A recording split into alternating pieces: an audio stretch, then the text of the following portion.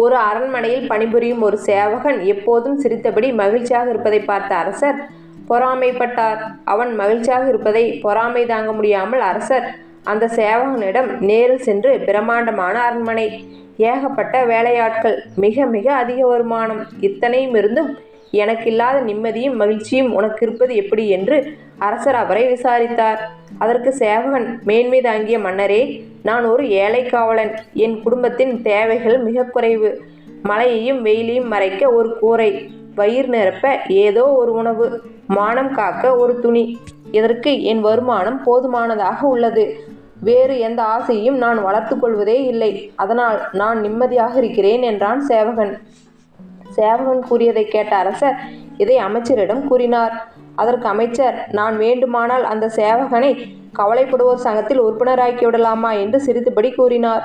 அதற்கு மன்னர், அதென்ன கவலைப்படுவோர் சங்கம் என்று வியப்புடன் கேட்டார். அதற்கு அமைச்சர் கூறினார், ஒரு பையில் 99 பொற்காசுகளை போட்டு அவன் வீட்டு வாசற்படியில் போட்டுவிடலாம். பிறகு நடப்பதை பாருங்கள் என்றார் அமைச்சர். அதை கேட்ட மன்னர், அப்படியே செய்யுங்கள் என்றார். தன் வீட்டு வாசலில் கிடைத்த 99 பொற்காசுகளை ஒரு தடைக்கு பலமுறை எண்ணி பார்த்தான் சேவகன். இன்னும் ஒரு காசு குறைகிறது என்று எங்கே போயிருக்கும் என்று அங்கும் இங்கும் தேடி சோர்ந்து போனான். எப்பாடுபட்டாவது அந்த ஒரு பொற்காசை சேர்த்துவிட வேண்டும் என்று அவனுக்குள் ஒரு ஆசை ஏற்பட்டது. அதனால் பல நாள் பசியும் பட்டினியுமாக கிடந்தான்.